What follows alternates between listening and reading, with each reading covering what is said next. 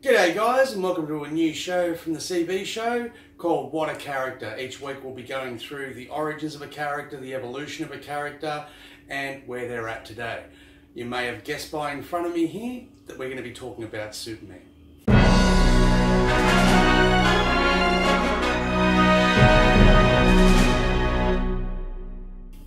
So, one thing I'll get straight off the bat, we're not going to be talking about legal issues or copyright issues or battles outside pertaining to Superman or any of the politics and stuff associated. We're just talking about the character, otherwise we'd be here all day. So, look, basically he's a man of many names. Superman, the Man of Steel, Kal-El, Clark Kent, Man of Tomorrow, the last son of Krypton, just to name a few. It was created by Jerry Siegel and Joe Shuster in 1938 and appeared in Action Comics #1. This is how he originally looked. So that's the image that you see made famous on the cover there. Now, early days of Superman, there wasn't much this guy couldn't do, except fly. Believe it or not, he couldn't fly. That's where the able to leap tall buildings in a single bound comes from. Is because he used to just take long jumps. He could jump, I think it was 7 miles at a time. So he didn't fly. His powers were virtually limitless over the years as he evolved. So we're talking like from the 30s up until probably the early 80s. Up until around then, like this is a guy that could, you know, control people's minds with telepathic thoughts. Could move a planet with his bare hands. There wasn't anything this guy couldn't do. He regularly travelled into the future just by flying fast. You know, there was a lot of things that were just like, and the character started to evolve to the point that they couldn't come up with villains that would make any good reading for him. You know, there was nothing that he couldn't beat, nothing that he couldn't do. So it was sort of starting to die off a bit. His big regaining popularity came with the movies that a lot of the older blokes remember. So we all know Christopher Reeve's Believing a Man Can Fly. It was one of the first movies I remember as a kid. And that's what pretty much drew me into the character. Amazing films. I mean, you try and show someone today, and they just go, what the... You know, but look, they were amazing for their day. The special effects were cutting edge. We were all young kids, and the moral story and everything that Superman upheld was fantastic. But again, like you look at some of the powers that he had in their movies where, you know, his first one, he flies around the world really fast and goes back in time. The second one where he kisses Lois Lane and she has temporary amnesia and forgets everything about him. There was Superman 4, The Quest for Peace, where he rebuilds the Great Wall of China with nothing but eye beams coming out of it. But that was the vision power that I wasn't aware of that he had. So it was getting a bit out of hand, and it was pretty much the same in the comics. Then there was... the main thing too was there was no continuity. There was Superboy titles, there was different Superman titles, different things were happening all the time, and there was just no continuity. Like Superman had no recollections of the adventures that Superboy had, and you're thinking, well, hang on a minute, they're meant to be the same person and stuff like that. So it didn't work. They ended up doing an event called Crisis, Crisis on Infinite Earths, and this is the first event that brought continuity to the DC universe. They explained that there was 52 realities, so in essence, there was 52 versions of Superman. Now, the Superman that most people are familiar with is the run that started in the early 80s. I believe it was 1982. And after that event where we had the Crisis, this Superman here started to become more like this Superman here. Okay? So, it was a bit... They depowered him, but he was a lot more human. You know, there was a lot more concentration on his life as Clark Kent and his identity as Clark Kent and his life as Clark Kent. You sort of just started to realise that Clark Kent wasn't just a secret identity, more Superman was a secret identity. You know what I mean? Like he lived as Clark Kent, you know, like he worked, he loved, he had his family. And that was more of the thing too. It went right back more to his early childhood where he was never Superboy. So you see him at a young age struggling with these powers. That was covered very good in the 1986 Man of Steel miniseries. So you see him as a young man when the powers first start kicking in and stuff like that, and how he freaks out, how his parents explain it to him that he's not from this world, that he's from another planet and stuff like that, and he learns of his Kryptonian heritage. And you actually feel sorry for the guy. You know, like, rather than feel like, oh, this is a guy that's got all the powers in the world, and you really see the human aspect of him in that essence of the storyline, and that's what I like most about it. That's what really drew me into the character.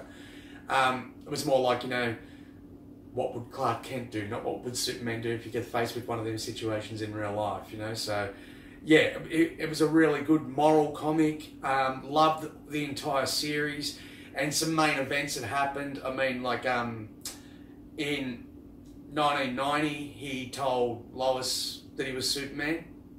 He came forward. They'd been dating for a while. They were actually engaged, and he came forward and said, look, I'm Superman, and led to some tensions to them for a little bit there. Like, she always sort of knew but didn't want to believe. Then there was, in 1992, the death of Superman by Doomsday, where he was killed in a battle with Doomsday. And basically the world went into chaos, brought about a storyline called The Reign of the Superman, when there was a bunch of imposters pretending to be him until he came back. That's the famous black suit with the long hair, the epitome of the 90s look, the Superman with the long curly grunge look hair. And then after a time it was explained that because of the way that he'd been brought back, his essence basically split. He became a blue Superman, like an energy being, like he'd gone to the next evolutionary step. And he ended up splitting into red and blue. Like, red was the more aggressive and out there persona of him, and the blue was the more reserved, classical Superman.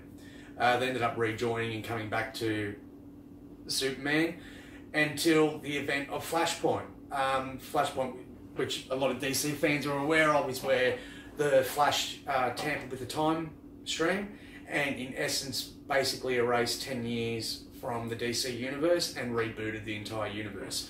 And that's where we end up with this guy here, the New 52 Superman. Basically, we were led to believe that all continuity had been erased. We find out later that in a comic book series called Convergence, that this Superman, the one that had died by Doomsday, was still alive. Basically, his city of Metropolis and himself and all the citizens and stuff had been taken to a planet, like, shrunk down by Brainiac.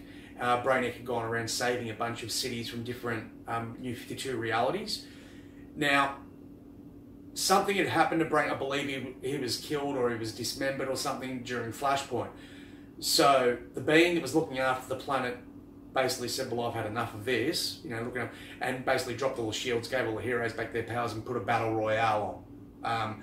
The last, like the hero that was the last one standing would get brought back to the real mainstream continuity. That was this, the power of this guy that he had. So he basically gets this guy after, he doesn't fight his way out, he basically talks his way out and everyone else understands. Now this is the one that's married to Lois Lane. Now Lois Lane was pregnant when Flashpoint happened, so you don't know what happened to their baby and stuff. You find out in this one, she's actually having the baby, just as the shield and everything comes down while he's in battle. And a different Superman, one from the actual Flashpoint, the one that was kept locked up all the time and had never been exposed to sunlight, he actually remembered Lois, like heard her voice crying out in pain, so he actually came and kidnapped her for her protection. So he's naturally come looking for her in a rage. They talk and basically come to the conclusion that he's the one that should be brought back. So he gets brought back into the New 52 reality. That was a great miniseries called Lois and Clark. And you actually see that he was in the New 52 reality from the big battle where the Justice League formed when they fought Darkseid and his invasion force. So it was a real mind blower that. He wears the black suit from when he was dead, and he's got a beard. He looks completely, like, a lot older and a bit different. And he actually operates behind the scenes. Now, the big bonus part of this storyline is he actually remembers the old continuity. So as I said, like, where 10 years in this history has been erased, he actually remembers the future of his reality. So there's a lot of villains and stuff like that that haven't come to be, that tragic circumstances led to them becoming villains. So he's actually working behind the scenes to try and stop that. Now, I don't want to give any spoilers because I really recommend you pick up the Rebirth series of comics. It's absolutely fantastic. There is a reason why these things are basically just flying off the shelves and making DC millions of dollars. This guy here now is dead, and they've brought it in a way that he ain't coming back. The reason being, look, he was brash, he was arrogant, there was a lot of things he was that Superman just clearly isn't from the old school, you know? Now, he was actually there when this guy died and was trying to help him before he died in his final battle. So the Justice League was aware that this Superman was around. So it's taken a little while, but now they're onto the fact that he really is Superman, just from a different reality and stuff like that, but he is now their Superman. There's some big things coming that are centered around Superman and the Watchmen. So don't want to digress away from the character, but that's where it's heading with that. And now we've been blessed. It's been a long time since we've actually had a cinematic Superman, and now we have the Henry Cavill Superman. A lot of people don't like it, don't like the Henry Cavill Superman. I personally love him. And yes, I am aware, guys, that there was a film called Superman Returns. I've purposely skipped that because I don't want to upset anyone who actually liked that film. All I'm going to say about that, when you make Superman a creepy pervert that just hovers over his ex-love interest's house spying on her, I'm really not interested. Okay, you're really not paying homage to the character in any way, shape or form. This one here, however, really, like, I believe, particularly after his performance in Justice League, we have the Superman we deserve, finally, for the modern age. To sum it up, this guy is, without a doubt, the pinnacle of the DC, and if not, the entire superhero universes. So that's why I've selected him to do first. If you have any thoughts or questions, please let us know in the comments below. And guys, remember, if you enjoy these rants, please like and subscribe. Thanks very much, guys. This is Jason Bond signing off, and we'll see you again next week.